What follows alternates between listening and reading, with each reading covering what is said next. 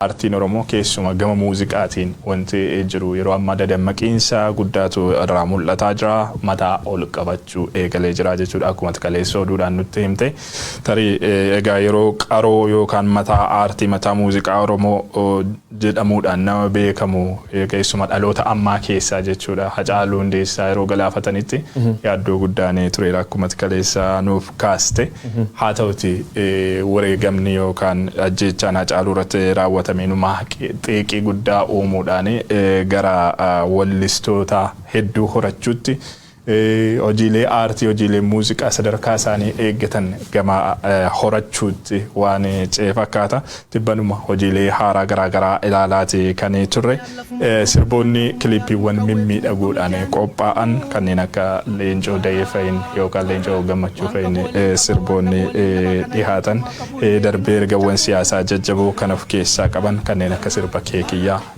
Faayisaa Firiifaa hedduu isaanii kaasuun ni danda'ama. Egaa asirratti uummanni keenya kan hubachuu qabu maqaa weellistoota yookaan weelluuwwan waggaa kana keessa ba'anii hundi tarreessinii darbuun ulfaataa ta'uu danda'a. Sana nu hubadhaati garuu dadammaqiinsa gama aartii gama muuziqaa Oromootiin yeroo ammaa mul'ataa jiru kanarratti haga dandeenya haga yeroo nu fayyamte haasofni darbuun gaariidha. Galatoomii Huringidaa muuziqaan Oromoo wareegama Hacaaluu Hundeessaa booda maalirra jira ka jedhu kaleessa guyyoon akka gaariitti intala barreessee ture oduu keenya kaleessa keessatti siyaasaan Itoophiyaallee wareegama Hacaaluu booda seenaan siyaasa Itoophiyaallee boqonnaa haaraa seenee amma immoo haala amma keessa jiru yoo ilaaltu aartiin yookiin muuziqaan Oromoos boqonnaa haaraa keessa seenee jirtee wareegama Hacaaluu as a turning point bakkee ka'umsa ce'umsa jettee fudhatu hin dandeessaa. Hacaaluun maaliif kaas keessatti ka jedhu tokko Hacaaluun dhaloota kana keessatti nama dura deema mootii muuziqaa ture. Shaayii jennaan gara keenyatti. Shaayii jechuun nama jidduu sirba baasu jechuudha. Sanaaf wareegamni isaa tokkoffaa aartii Oromoo irratti baay'ee rifaatu guddaa uume.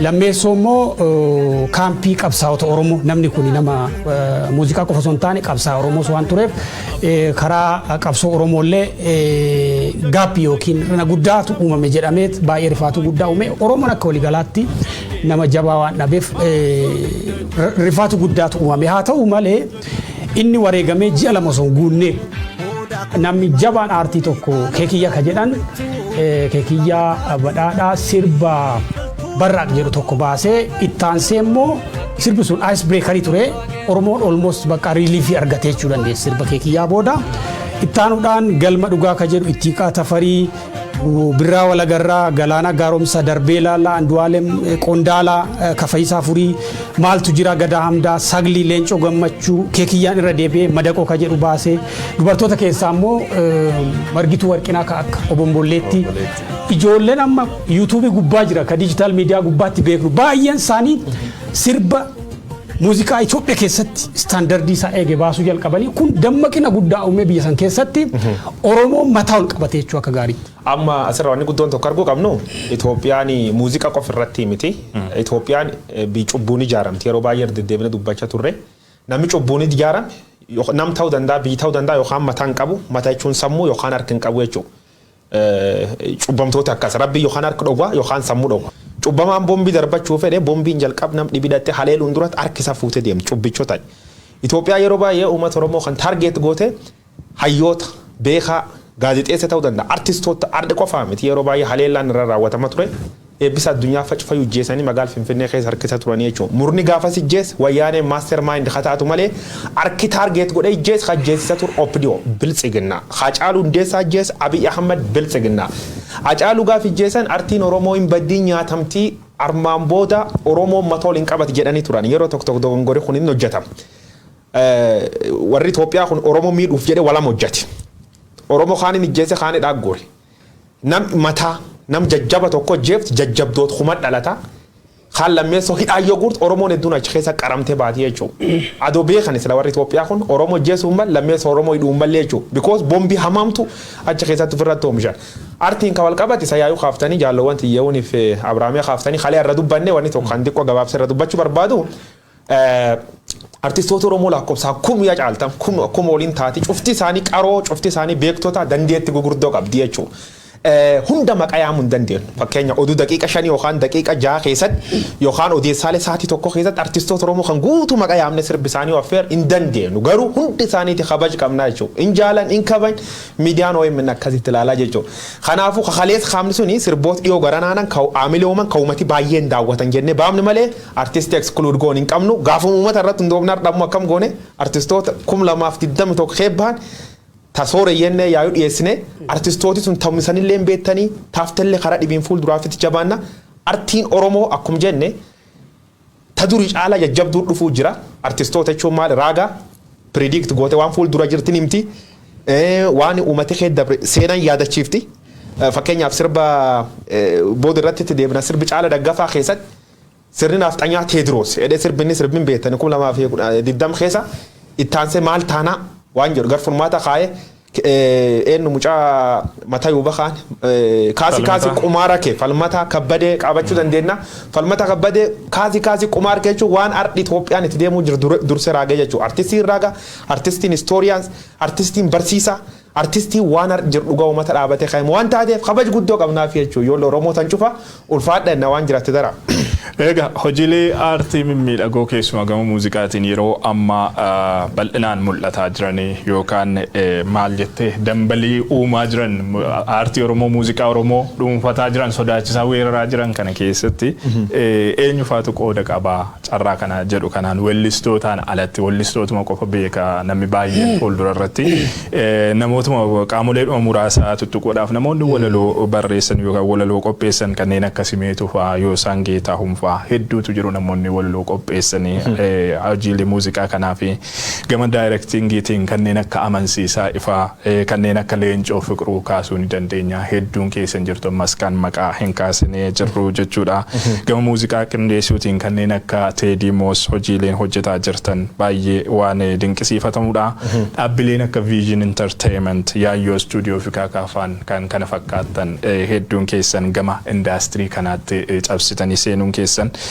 baay'ee hojii miidhagaa akka arginu akka daawwannu uummanni Oromoos gama kanaan haamilee guddaa akka horatuu fi wanti bu'aan isaa mul'ataa jira jechuudha barbaadeetanii kaka'umsi akka waliigalaatti weellistoota qindeessitoota ogeeyyii muuziqaa dhaabbilee guddina aartiif quuqama qabaniin gamanaa mul'ataa jiru kuni dadammaqiinsi yookaan fooyya'insi gama aartii muuziqaa Oromootiin akka mul'atuu fi warra sababa ta'an keessa muraasadha. Muuziqaan basically akka miidiyaati hojii tiimworkii tamma ana yuun ingidaa guyyoo waariyootas jira malee duuba keenya gareen akka nu qilleensa irra baanee meesejii kana uummataan geenyu kan gootu baay'ee jira garee teeknikaa garee sagalee fi daayirektingii jechuudha. Muuziqaan illee akkas amma warra fuulduratti baanii warra shubbisan warra sagaleedhaan waa godhan warra san beeka gara caalaa uummanni garuu hojii muuziqaa tokko keessatti nama baay'eetu itti dadhaba sana beekuu qabna warra sanas warra maqaan illee beekamne jira sanaaf hunda isaanii kaasuun yeroonis singa'u haa ta'uti garuu muuziqaan Oromoo maaliif akkas dadammaqee ka jedhu amma daayireektara tokko wajjin haasawaa ture ganama kana tokkoffaa qabiyyee irratti hojjetamaa akka jiru naa kaase namni kun basically Amansiisaa wajjin haasawaa ture Amansiisaa Ifaa nama sirboota Hacaaluu hojjetaa turee fi sirba Galaanaa amma daayireekt godhe jechuudha Hiriyaa Pictures kan Andu'aalem dabalatee tokko dandeettii ajaa'ibaa ijoolleen qabdu baa jirti naan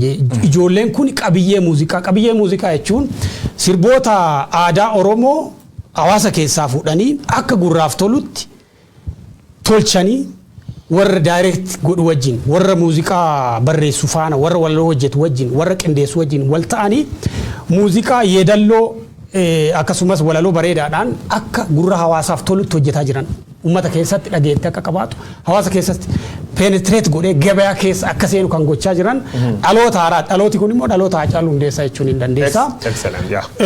Tokko isa kabiraa immoo visually wanni jira amma jiru directing irratti karaa teknooloojiin amma muuziqaan irra ga'e Itoophiyaa keessatti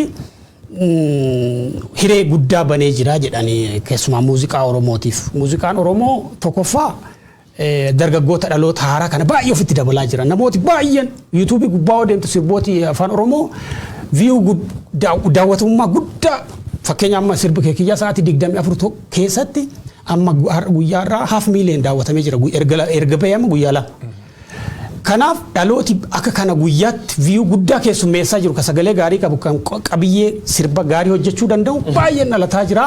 Suni tarkaanfii guddaa sirba afaan Oromoo keessatti fidee jira. Kalammeessoo immoo aartiin Oromoo keessumaa kan muuziqaan tantaraan dura dhabe entertainment kaampanii akka kana fakkeenyaaf durii mana muuziqaa Abbaa Gadaa jedhamtu ture mana muuziqaa Bilisummaa jedhamtu ture xixiqqoo naannoo Markaatoo kanatti mana shooppii xixiqqoodhaan warra hojjetan ture. Gara caalaa ji'aant ta'ee warri hojjetaa ture kaampanii guddaa warri qabu sirbitoota afaan Amaariffaaf warra hojjetanii. Amma digital worldiin kun dhufee ijoolleen baay'een kaampanii akkasii kan akka viizinii fa'aa hundeessanii viiziniin tokkicha malee warri afaan Oromootiin hojjetan baay'eedha. Warra akkasii dhalachuun moor muuziqaan Oromoo akka dadammaqu godhee jira jedhan. Yaa amma inni guddooni digital heights waan gaarii. Digital ujiin miidiyaa guutumattu ujiin fiilmii miidiyaa muuziq daayirektiin kun cuftin ujuun miidiyaa wal qabattu wal fakkaatti. Ujummaan hojjan kun iyyuu televezyiiniin durii ta'an irra am durii aduu televezyiiniin jiraachuu baattee ujiin hojjechuu jira kan namni tokko ni ilaalu. Amma maal ta'e digital ejii jijjiiramee jechuudha. Wanni cufti telefoona harka qabdu bilbilii smartphone waan guutuu achumirra wanni ta'aa jechuudha. Haan ammoo nami deemu cufti artistii ta'ee jechuudha. Artistii ta'ee hojii artii tanaa passion. Ijoolleen amma Facebook irratti argitu, YouTube irratti argitu, TikTok jedhanii waan dhiyoo dhufu China kan irratti argitu. Cuftis sirbii yoo siin daansii tan dhaattu professional caalaa ijoollee ciccimtuu gad ba'uu jira. Muuziqaan Oromoo illee sadarkatu waliin deemuutu irra eeggam ture. Progress midhagaa jira. Ijoolleen Vision Entertainment callaa doon ta'ini ijoolleen armaan dur gahee gurguddoo taphattee sadarkaa kana keessa gahee gurguddoo taphattee dhuftiin jirti. Amma immoo profession namta walitti qabattee kaameraa midhagaa standarduu fi eegateen directing si lighting namoota waan kan keessa barbaachisa. Namni kalaa koobsi hin qabne jira. Dhaabatee ibsa callaa qabullee bitaa hojimata ofii dandeettii qaba. Lighting maan jedhamu dhuftuu jigaba. Kan cufu walitti qabanii muuziqaa Oromoo sadarkaa kanaan ceesisuu jechuudha. Muuziqaan Oromoo 1 million viewers seeneen beeku. Uummati Oromoo illee waan tokko hin tuffatina. Qabsoo keessatti warri Abashaa kun maal jedha yeroo baay'ee warri afaan Amaariffaatiin mammaakkunini yoo xabbitaa dingaay basaallee jedhan yoo wal irbuusan qabsoon tan caaltiin jirtu. Facebook irratti waccanamuun fiddanettee wanni kan kaadireen odeessit kana isan akka wanni tullaalina duri Twitter kan tuffachuu fi Twitter maan kee jirmaan yette bobo'a turte Oromoon Twitteraan addunyaatti golgoleessa jennaan gad baate Twitteraan TV'n beeksisu jalqabdee jechuudha. Ijoo xiqqaa guddaan ujartii qofaa miti dhaamsi guddaan nu barbaannu uummata Oromoo kabii keessaa biyya la jirtan artistoota kana. Boodi irratti itti dhufuu dandeenya. Artistoota kan cina dhaabachuu akkamiin cina dhaabate bilbil kan kirra bante originaal kataatti baaftee laalte ijoollee tan view horii irra argatti aamilee siiti arti Oromooti guddina kan tolchu. Asuma kee maqaa afaan Oromoo qabatee warri YouTube nama kanaan deebise hojii namitti dhadhabe hundanfa nama jechuudha. Haqa nama corruption nam dhiigiyyeessa warri aangoo harka qabu kun dhiigiyyeessa jeessa nyaate ol hin taatu jechuudha. Hojii artii kan fudhachuuni is excellent job guddoo boonuu jira.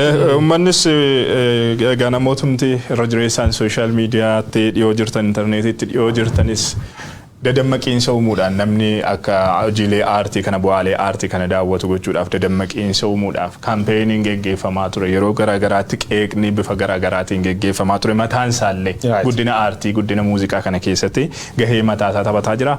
Namni liinkii sana download godhee yookaan buusee social media Facebook irra gadhiisuu irra dhaqee achuma irratti banee ilaaluu jalqabuunsa weellistoota kanaaf artistoota kanaaf hamilee guddaa waan ta'aa jiru dhaabbilee entertainmentii kanaaf hamilee guddaa ta'aa waan jirudha. Duraan sirba Oromoo miiliyoona tokko galu yookaan sirba afaan Oromoo miiliyoona tokko galu arguun baay'ee waan raajii ture amma garuu gara miiliyoona 3-4 sanaa olitti iyyuu kan deemaa jirantu jiru kun waan baay'ee nama jajjabeessuudha guyyoota muraasa keessatti. Daawwattoota miiliyoonaan horachuu jalqabaniiru sirboonni keenya kun waan gaariidha.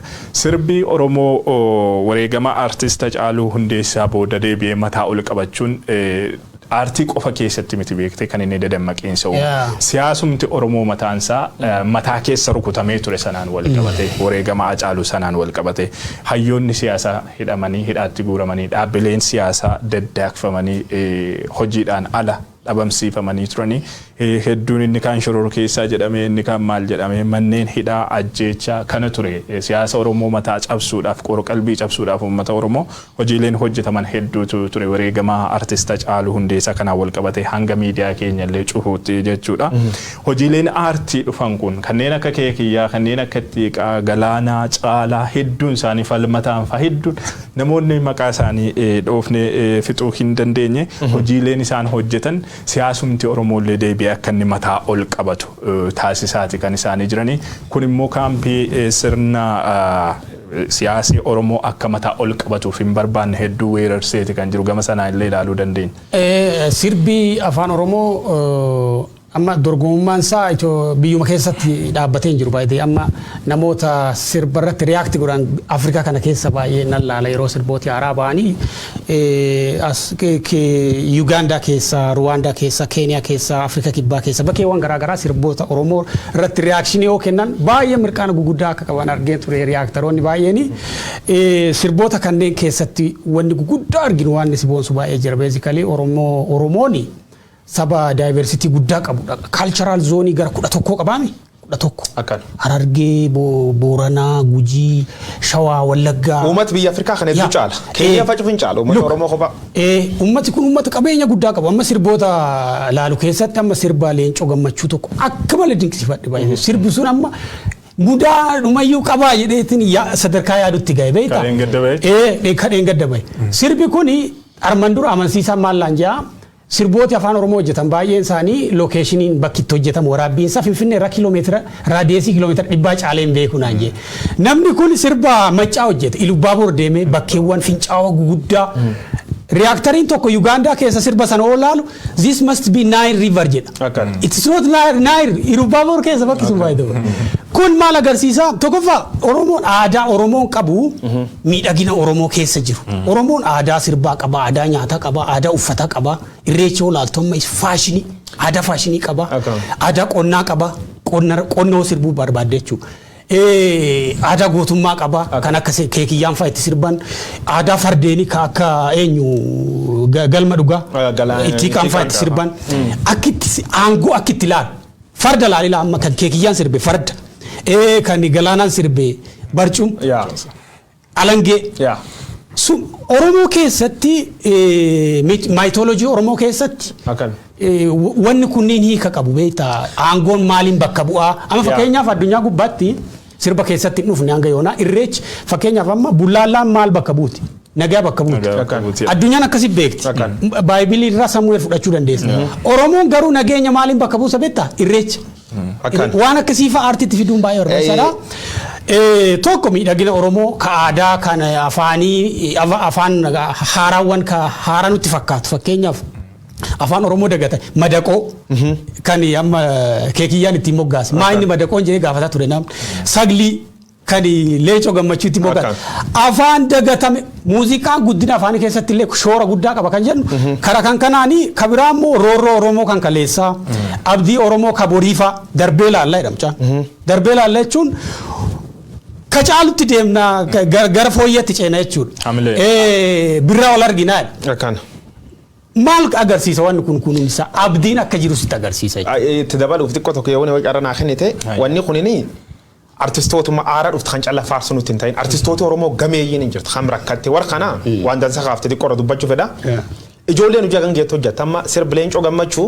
wanni tokkoffaa interesting godha attractive tolche qabeenya Oromoo artiin dhaattuutti hojii gurguddoo hojjetan mee barcuma galaana gaaromsaa sun laali farda keekiyya badhaadhaa kan daawwadhe Theory duri amma ogeeyyiin miidiyaa duub jirtu daayirektarooti produusarooti gartee warri kaameraa kun cuftinu dubbisu jalqaban jechuu akkanumatti leemaan hojii seenuu don ta'ini theory miidiyaa keessa yoo qabatte taate theory takka jira maani yana rabadde fagoo baradhe theory sun keessa maal seeta mana Itoophiyaa keessa mana farsoofa duratti xaasa kaade xaasaa jira miti xaasa saayinii beek mallattoo bakka buddeeni jirutti masoobii kaan obruu keessatti ammoo waan nam fakkaata bineensi akkas jedhama artistic representation akkana kun dhufuuni hojii miidiyaa keessatti ijoolleen waqwatte wabaratte jiraachuu si agarsiisa kanaafuu appreciate godhamu qabu jechuun warri directing maal duub jira kaan ammoo gar qabeenyaa yoo dhufte ijoollee arti Oromoo tan kee jirtu hedduu si wal beene hedduun isii riyyooteen waan goonuuf hin qabnu yaadaan nullee walumaan jira yeroo hedduu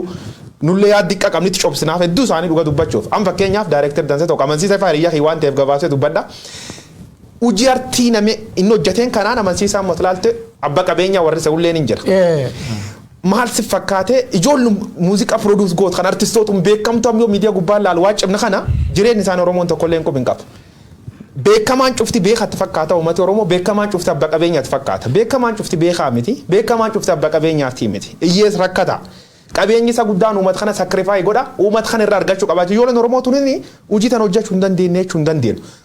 Abrahaama dubbata raadiyeessi dhibba Finfinnee irra deemtee qarshii ittiin hojjettu hin qabdu jechuudha. Kana immoo ka deeggaruu qabsila sirna adoo sirni Oromoo ta jiraate sirni aadaa Oromoo duudhaa Oromoo safuu Oromoo guddis jiraate laf qabate beesse waan gatiin qabne khaadiree midhaan nyaattee wayatti laxxaftee katama kee gadhiiftan hojii akkanaa ta doolchite biiroo aadaa fi turizimii Oromiyaa maanidhaan gaaf jalqaba tokko dhaadheessin. Oromiyaa daawwachiin maani kan artiin hojii Oromoo keessa tokko waan taateef gargaaruu qabanii gargaarsa dhabanii jedha waan dibidiis kanaan buufanna. Artistooti gahee gurguddoo taphatan hagaaf hammaan tanaaf gubbachiisan. Eenyu zaruu wadaajoo fan qaban nuwo goobanaa waan ni kee jirin been aloo daawwee fan been. Artistooti gameeyyiin akkana ta muuziqaa Oromoo laf jala qabattee qabsiiftu ammin gaafatanii fakkeenya Biqila Guyyataa jaala eebbisa addunyaa sirba eebbisa addunyaa 5-6 eebbisa waliin barreesse hojjate lubbuun jiraachuu Oromoon qabata. So artiin Oromoo kunini undermine godhamee jechuudha baay'ee undermine goone akkuma taat akka sabaat akka qabeenya qabnuutti akka abbootii qabeenya qabnuutti artii Oromoo kan namni gargalee laale waan kan cabsite ijoolleen tun hojii akkana qabattee dhufuunis barbaraan farfamuu malanii jedhanii. Hojiilee artii hojjetan kana akkanumaan yookaan haalli mijatee fi daandii salphaarra deemanii miti ijoolleen kun kan isaanii hojjetanii hedduun itti ajjeefamanii kanneen akka Hacaaluu dabalatee kanneen akka Daadhii Galaan dabalatee hedduu isaanii sana duras kan turan hedduu kaasuu ni dandeenya lubbuu itti dhabanii asiin ga'anii. Warri kaan immoo itti hidhamanii itti dararamanii itti reebamanii ammoo yeroo dhihootti kanneen akka Falmataa fa'aa mana hidhaatte gatii kaffalaate kan isaan turanii manni muuziqaa isaanii irratti cufamee mana dinqisaa dabalaa hedduun isaanii gatii haga kana ga'u kaffalaa ari'atamaa biyya godaansifamaa kan isaan hojii kana hojjetanii hojii salphaa miti gumaacha guddaadha.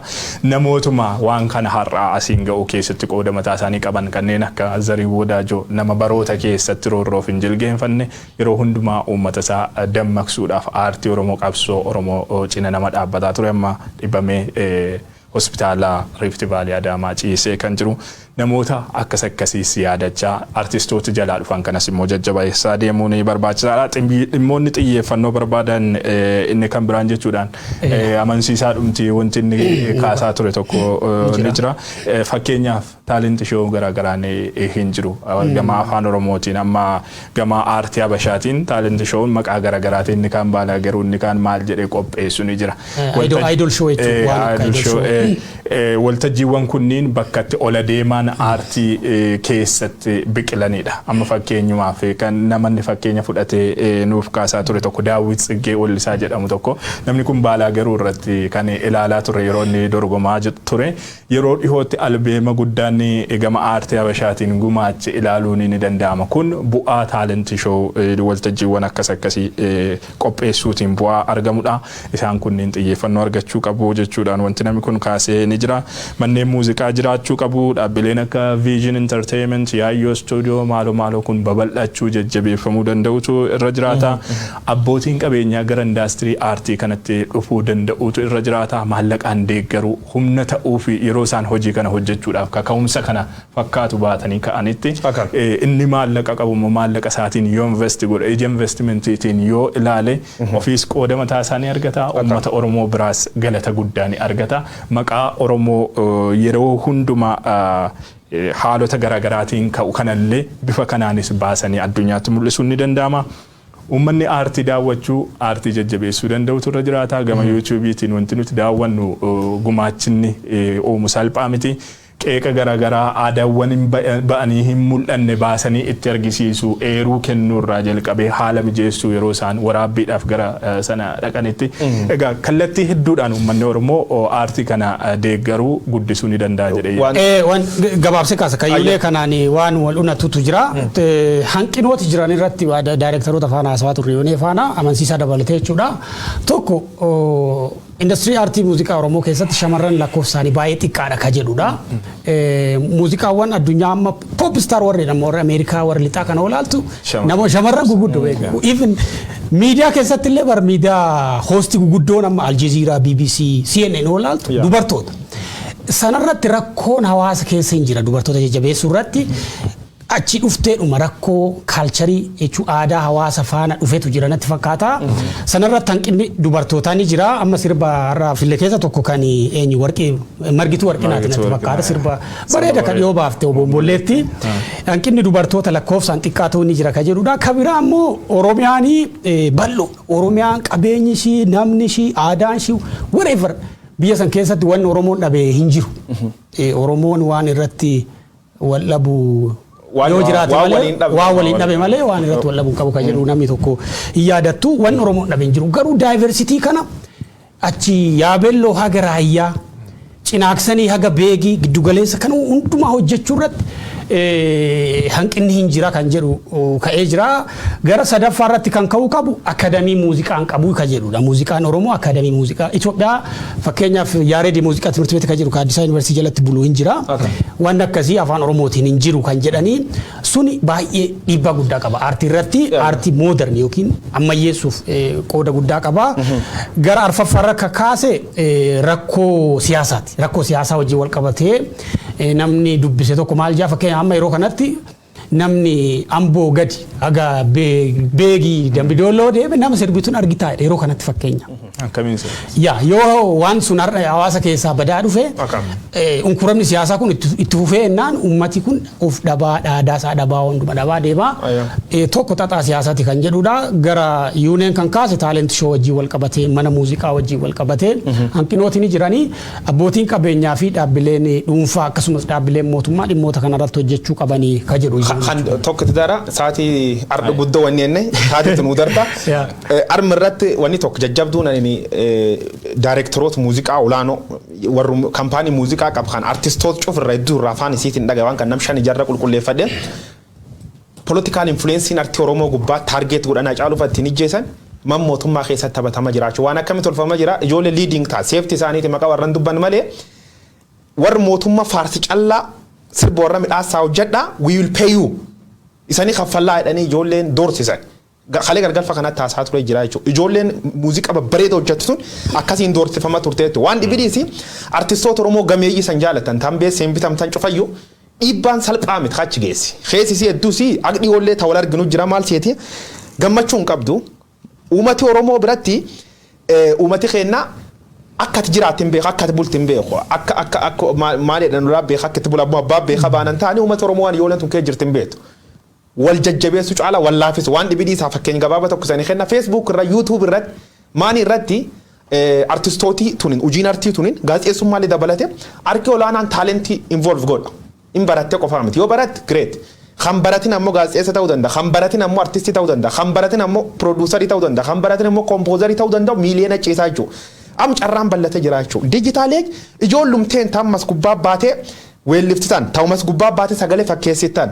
Thomas gubbaa baatee waan dadansaartii jajjabeessuu danda'u hojjetu kana jalayyoo baafatanii agartan insult abaaruu wal arrabsu wal cabsu kunini doofummaa na fakkaatu warri gocha akkan hojjetan kun doofummaa hamtuu wal jajjabeessu jechuun kanumirra jalqaba mootummaan artii Oromoo dhiibee artistoota Oromoo hedduun dhiibba kanirra kakaan gananii uummata irratti hojjechuu jiran jettee ohaa baarti taate borilleen deebi'u jechuu jajjabeessu akkamiin jajjabeestaa hojii isaanii kanaaf kabaja kennu hojii isaan hojjetan kan daawwachuu yoo dandeetti amma wanni gubbaatti YouTube kan gubbaatti akkamiin lakkaa YouTubein